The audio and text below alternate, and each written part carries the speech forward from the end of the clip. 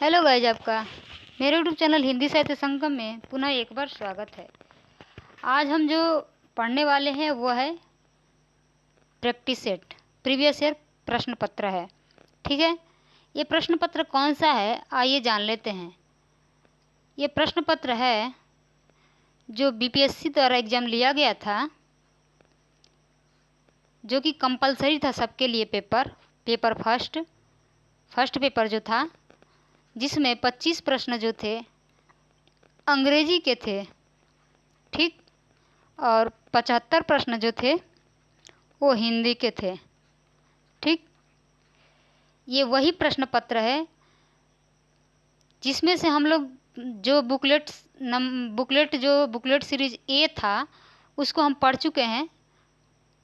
3 class में उसको पढ़े हैं 25-25 क्वेश्चन करके। ठीक है, आज हम ई बुकलेट सीरीज को पढ़ने वाले हैं और वैसे ही पढ़ने वाले हैं जैसे पिछले बुकलेट को पढ़े थे। 25-25 प्रश्न करके पढ़ेंगे, क्योंकि एक एक चीज़ को हम बहुत अच्छी तरह से व्याख्यायित करते हुए चलेंगे और जानते चलेंगे कि ऑप्शन क्या कर रहा है। ठीक है, क्योंकि जो दोबारा एग्ज़ाम होने वाला है उसमें समय बहुत कम है और मुझे जहाँ तक लगता है कि इन सब से कहीं ना कहीं फिर से प्रश्न पुटअप कर दिए जाएंगे, थोड़ा इधर चाहे थोड़ा उधर करके। ठीक है, प्रश्नों का स्तर वही रहेगा, लेवल वही रहेगा और बस इधर प्रश्नों को थोड़ा सा पलट दिया जाएगा। ठीक है, इसी वजह से हम सोचे हैं कि इस प्रश्न को सॉल्व करना बहुत ज़रूरी है।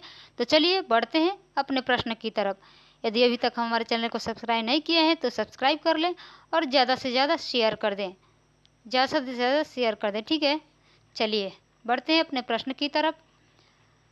1 से लेकर 25 तक ये तो हिंदी के प्रश्न, अंग्रेजी के प्रश्न हैं, सॉरी, और 26 से लेकर के जो 100 तक है वो है हिंदी के प्रश्न। तो चलिए आज का पहला प्रश्न देखते हैं। 26 नंबर प्रश्न, संयुक्त स्वर कौन से हैं? ए, ऐ, आ, बड़ी ई, अ, ओ, उपरोक्त में से एक से अधिक, उपरोक्त में से कोई नहीं। यहाँ आपका उत्तर क्या हो जाएगा? यहाँ उत्तर हो जाएगा ऑप्शन ए और ऐ जो है संयुक्त स्वर है। ठीक है, संयुक्त स्वर में कौन कौन आते हैं? ए, ऐ, ओ और औ। ठीक, ये 4 जो है संयुक्त स्वर में आएंगे। यहाँ ओ दिया है लेकिन अ दे दिया, इसीलिए ये नहीं होगा। ठीक है, क्योंकि ये 2 अलग अलग स्वरों से मिलकर बने होते हैं। बात करें ए की, ये जो बनता है अ धन ई, दोनों को, सॉरी, अ धन छोटी मिलाकर क्या बनता है? ए बनता है। बात करें अ की, तो अ कैसे बनता है? अ और ए मिलाकर बनता है अ। दोनों अलग अलग स्वर हैं। ठीक है, अलग अलग स्वर हैं, इसीलिए संयुक्त स्वर में ए आएंगे। बात करें ओ की, तो अ और ऊ, छोटा ऊ मिलाकर क्या बनता है? ओ। बात करें औ की, औ कैसे बनता है? अ धन ओ मिलाकर क्या बनता है?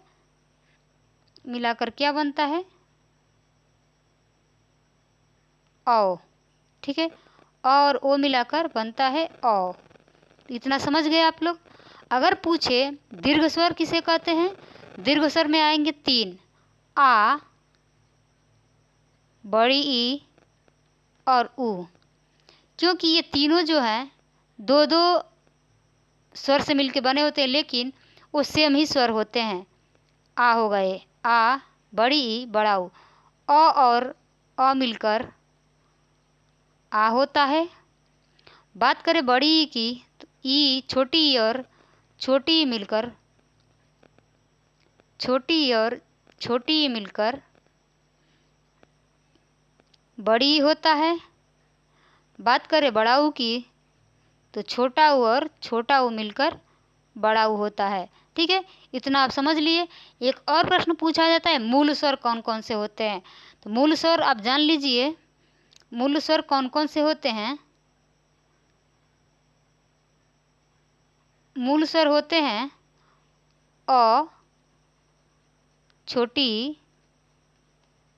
छोटा ऊ, अ छोटी ई, छोटा ऊ और री। ये 4 जो है मूल स्वर होते हैं। ठीक है, चलिए बढ़ते हैं अगले प्रश्न की तरफ। यहाँ आपका उत्तर क्या हो गया था? Option A. अगला प्रश्न देखते हैं, प्रश्न नंबर 27। प्रश्न नंबर 27 है, प्रश्न नंबर 27 है, प्रत्येक वर्ग का प्रथम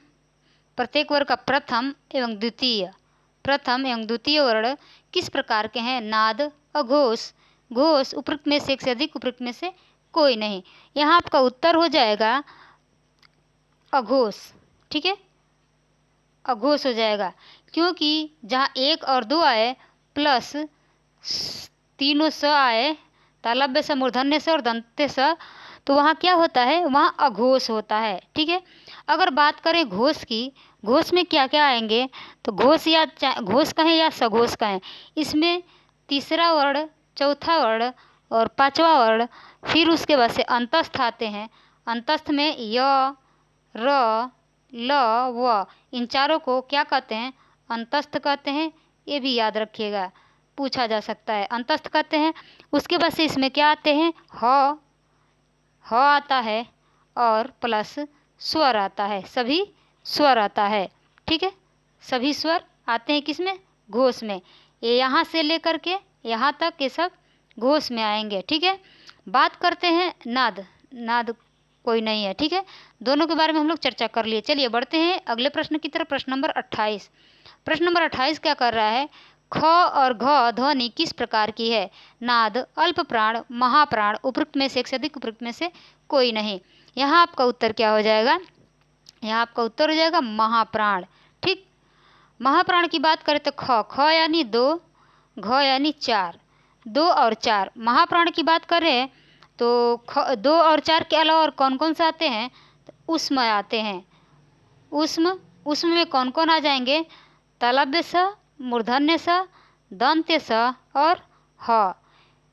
ये जो है किस में आएंगे? महाप्राण में। ये टोटल जितना है यहाँ पे महाप्राण में आएंगे। बात करते हैं अल्प प्राण की। अल्प प्राण में आएंगे पहला, तीसरा और पांचवा। उसके बाद से अंतस्थ। अभी अंतस्थ हम लोग देखे हैं, य, र, ल, व।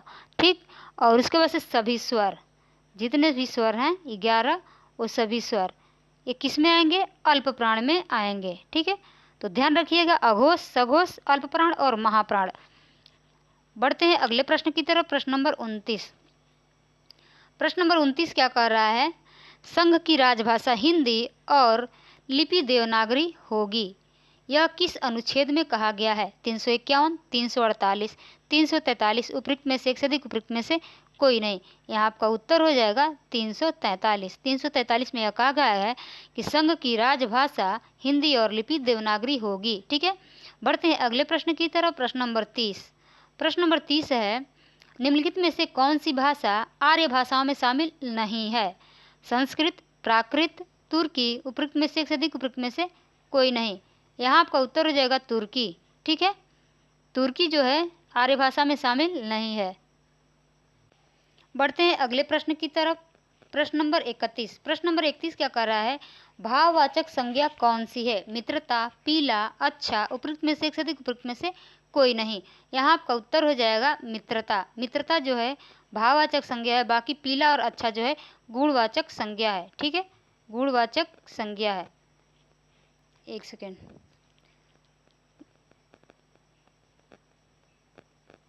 गुणवाचक संज्ञा है। ठीक है,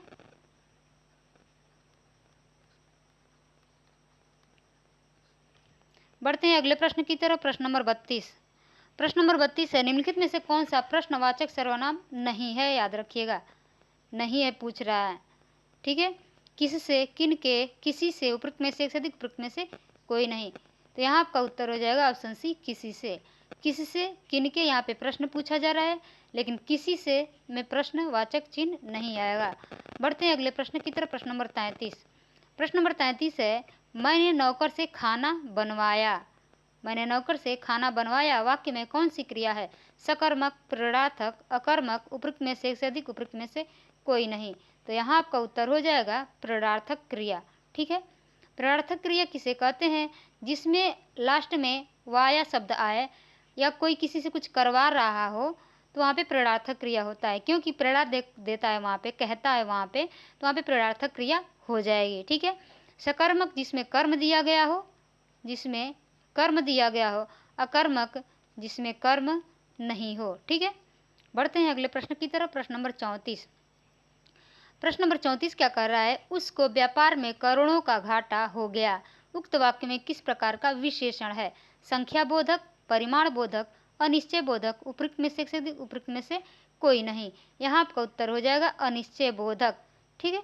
अनिश्चय बोधक विशेषण, क्योंकि करोड़ों में पता ही नहीं चल रहा है करोड़ों में कितना करोड़। एग्जैक्ट जब पता रहता है तो वहाँ पे संख्या बोधक हो जाएगा या परिमाण बोधक हो जाएगा। ठीक है। 1 किलो 2 किलो आ जाएगा परिमाण बोधक में, और 1 2 3 4 आ जाएगा संख्या बोधक में। बढ़ते हैं अगले प्रश्न की तरफ। प्रश्न नंबर 35। प्रश्न नंबर 35 है, शब्द का अर्थ बोध कराने वाला कौन सा शब्द है? शब्द शक्ति, वाक्य, एकार्थक, उपयुक्त में से अधिक, उपयुक्त में से कोई नहीं। यहाँ आपका उत्तर क्या हो जाएगा?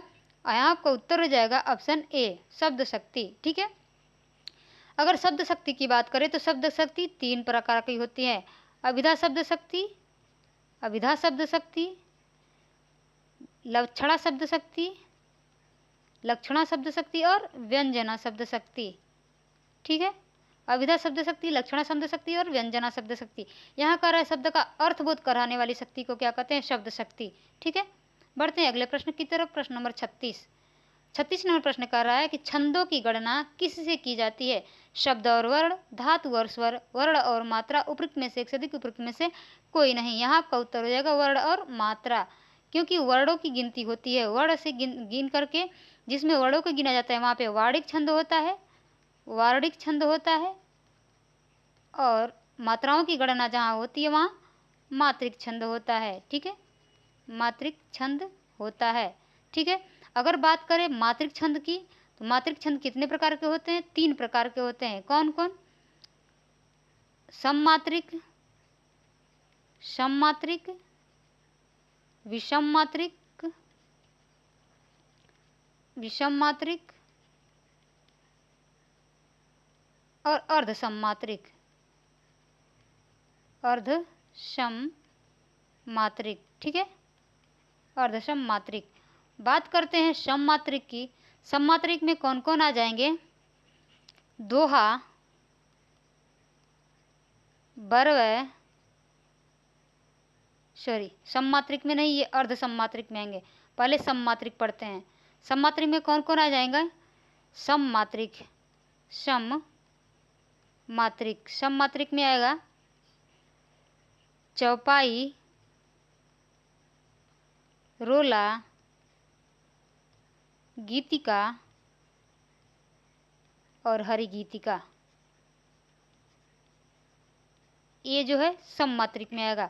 बात करते हैं अर्धसम मात्रिक की, नहीं विषम मात्रिक की, विषम मात्रिक की। विषम मात्रिक में कौन कौन आएगा? दोहा, बरवय, सोरठा और उल्लाला। ठीक। अब बात करते हैं विषम मात्रिक छंद। विषम मात्रिक छंद, इसमें कौन कौन आएगा? कुंडलियाँ, कुंडलियाँ और छप्पय। ठीक है। इतनी जानकारी आप लोगों के पास मिल गई। अब दूसरे वीडियो में हम बताएंगे कि विषम मात्रिक छंद में, कुंडलीय छंद में कौन कौन कितनी कितनी मात्राएं होती हैं, चौपाई में कितनी मात्राएं होती हैं, चौपाई में 16 मात्राएं होती हैं। ठीक है। तो चलिए अगले प्रश्न की तरफ बढ़ते हैं। प्रश्न नंबर 37। प्रश्न नंबर 37 है, उपमा अलंकार का निम्नलिखित में से कौन सा अंग है? उपमेय, उपमान, साधारण धर्म, उपयुक्त में से एक से अधिक, उपयुक्त में से कोई नहीं। तो यहाँ आपका उत्तर क्या हो जाएगा? उपयुक्त में से एक से अधिक, क्योंकि उपमा अलंकार का जो अंग होता है वो होता है उपमेय, उपमान, साधारण धर्म, और एक चीज होती है उसको यहाँ पे नोट कर लीजिए, वाचक शब्द। वाचक शब्द ये भी उपमा का अलंकार होता है। ये चारों मिलकर उपमा अलंकार में आते हैं। वाचक शब्द उसे कहते हैं जो सा, से, सी ये शब्द आते हैं वहाँ उसे हम वाचक शब्द कहते हैं। ठीक है, बढ़ते हैं अगले प्रश्न की तरफ। प्रश्न नंबर 38, पेड़ से पत्ते गिरते हैं, वाक्य में कौन सा कारक है? पेड़ से पत्ते गिरते हैं, कर्ण कारक, अपादान कारक, संबंध कारक, उपयुक्त में से एक से अधिक, उपयुक्त में से कोई नहीं। यहाँ आपका उत्तर हो जाएगा अपादान कारक। ठीक, अलग हो रहा है, पेड़ से पत्ता जो है अलग हो रहा है, अलग होने की स्थिति में क्या होता है? अपादान कारक होता है। बढ़ते हैं अगले प्रश्न की तरफ। प्रश्न नंबर 39, प्रश्न नंबर 39 कह रहा है मानक भाषा की विशेषताएं ऐतिहासिकता, स्वायत्तता, एक रूपता, उपयुक्त में से एक से अधिक, उपयुक्त में से कोई नहीं। तो यहाँ आपका उत्तर हो जाएगा ऑप्शन डी। ठीक, उपयुक्त में से एक से अधिक, क्योंकि मानक भाषा की विशेषता ऐतिहासिकता भी है, स्वायत्तता भी है और एक रूपता भी है। बढ़ते हैं अगले प्रश्न की तरफ। प्रश्न नंबर 40, द्वंद्व समास में कौन सा पद प्रधान होता है?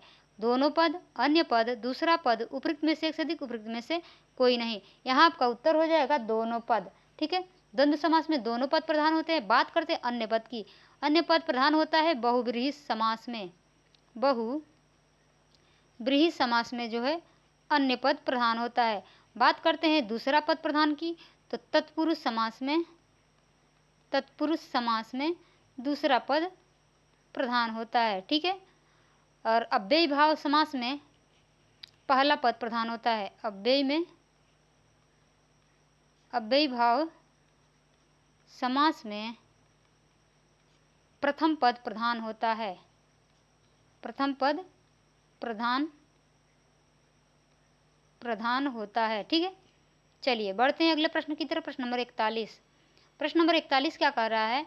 हिंदी भाषा के विकास का सही क्रम है पाली संस्कृत प्राकृत अभ्रंश, संस्कृत प्राकृत पाली अभ्रंश, अभ्रंश संस्कृत प्राकृत पाली, उपयुक्त में से एक से अधिक, उपयुक्त में से कोई नहीं। यहाँ आपका उत्तर क्या हो जाएगा? उपयुक्त में से कोई नहीं, क्योंकि जो विकास क्रम है वो यहाँ पे किसी में ऑप्शन में दिया नहीं है। इसका विकास क्रम क्या होता है, आइए देख लेते हैं। पहले आती है संस्कृत के बाद संस्कृत, पाली, प्राकृत,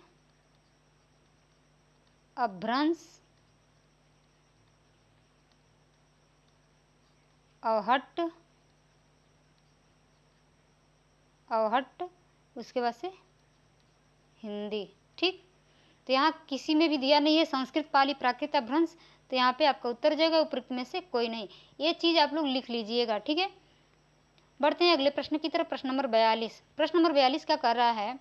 प्राकृत पैंगलम के छंद किस रस से संबंधित है? श्रृंगार रस, वीर रस, अद्भुत रस, उपयुक्त में से एक से अधिक, उपयुक्त में से कोई नहीं। यहाँ आपका उत्तर हो जाएगा वीर रस। एक और चीज़ यहाँ पे नोट कर लीजिए, प्राकृत पैंगलम के रचनाकार कौन है? तो यहाँ लिख लीजिए आप लक्ष्मीधर। प्राकृत पैंगलम के रचनाकार हैं लक्ष्मीधर।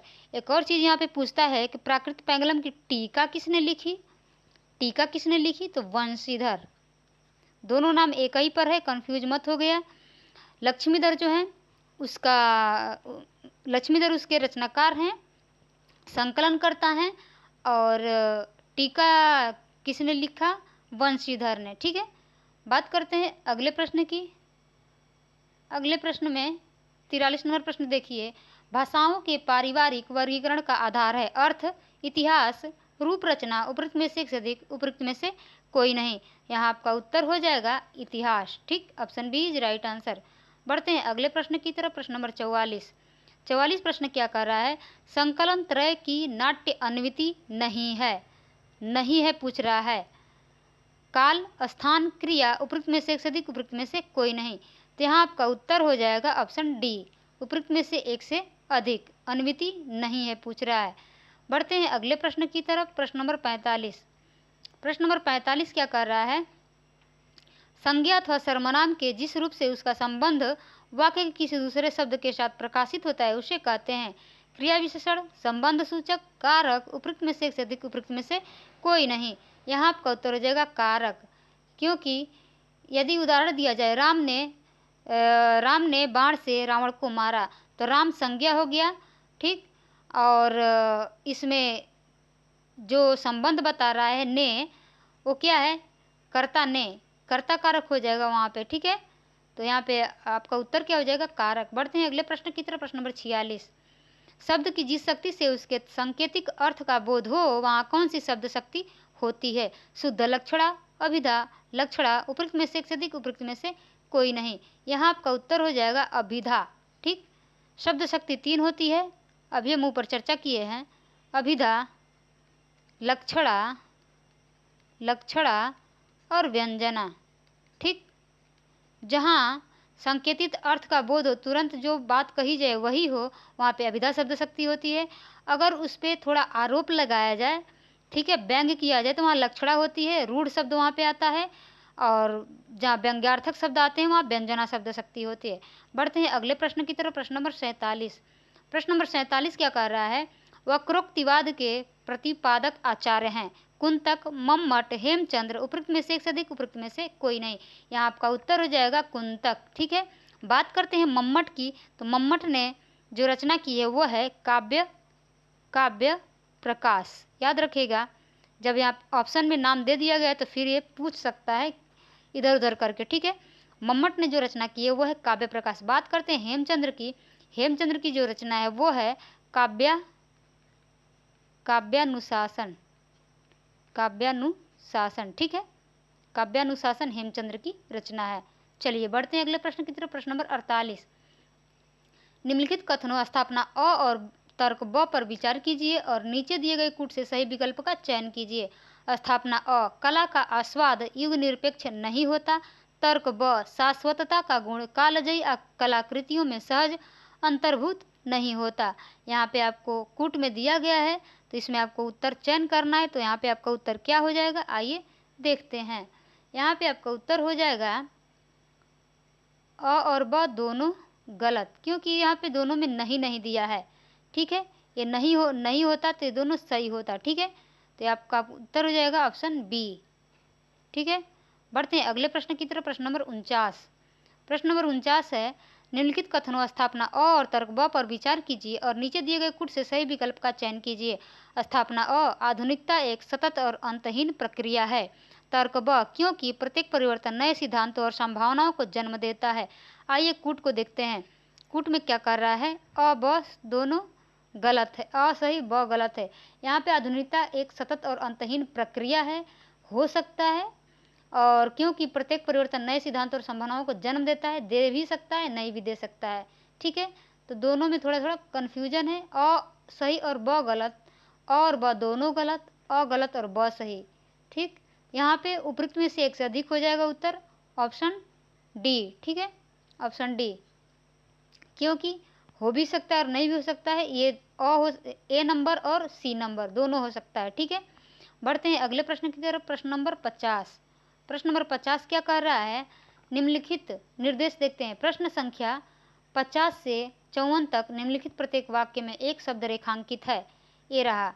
ठीक, प्रत्येक रेखांकित शब्द के लिए ए, बी, सी, डी और ई विकल्प है। इनमें से रेखांकित शब्द के लिए अर्थ की दृष्टि से उपयुक्त विकल्प चुनकर उत्तर पत्रक में चिन्हित कीजिए। आकाश में काले बादल हैं, बादल के लिए कौन सा अर्थ प्रयुक्त होता है? मेघ, अभ्र, वारिधर, उपयुक्त में से एक से अधिक, उपयुक्त में से कोई नहीं। तो यहाँ आपका उत्तर क्या हो जाएगा, ऑप्शन डी, उपयुक्त में से एक से अधिक, क्योंकि बादल का आकाश का जो है मेघ भी होता है, बादल का जो है मेघ भी होता है, अभ्र भी होता है, और वारिधर भी होता है, वारी को धारण करने वाला यानी बादल। ठीक है, तो आज हम लोग 25 प्रश्न पढ़ लिए हैं, और अगली क्लास में फिर हम पढ़ेंगे 51 से लेकर 75 तक के प्रश्नों को। तो ये प्रश्न आप लोगों को कैसे लगे और पढ़ाया हुआ मेरा कैसा लगा कमेंट बॉक्स में ज़रूर बताइएगा। डेफिनेशन कैसा लगा वो भी बताइएगा। अगर वीडियो अच्छी लगे तो लाइक ज़रूर करिएगा। अगर अभी तक आप सब्सक्राइब नहीं किए हैं तो सब्सक्राइब कर लीजिए। ठीक है, और जो लोग मिले उनको भी सब्सक्राइब करवाइए, और ज़्यादा से ज़्यादा आप शेयर भी करें। ठीक है, वीडियो अच्छी हो तो लाइक भी करें। और जिन लोगों को PDF चाहिए वो इस नंबर पे मैसेज कर सकते हैं, 87 37 81 28 39। हम हर क्लास में ये बता देते हैं, फिर भी आप लोग कमेंट में पूछते रहते हैं PDF कहाँ मिलेगा, PDF कहाँ मिलेगा। तो इस पर आप मैसेज करेंगे, आपको ग्रुप से जोड़ दिया जाएगा। ये व्हाट्सएप ग्रुप है। ठीक, ये व्हाट्सएप ग्रुप है, इसमें आपको जोड़ दिया जाएगा और वहीं पे सब PDF मिलता है, आप लोगों को मिल जाएगा बिल्कुल फ्री ऑफ कॉस्ट। ठीक है, क्योंकि परीक्षा में बहुत कम ही टाइम है। अब जितना हो सके उतना पढ़ लें, पीडीएफ ले लें, पढ़ लें, रिवीजन कर लें, क्लास देख लें, बस उसके बाद कुछ नहीं। चलिए मिलते हैं अगले क्लास में, तब तक के लिए धन्यवाद।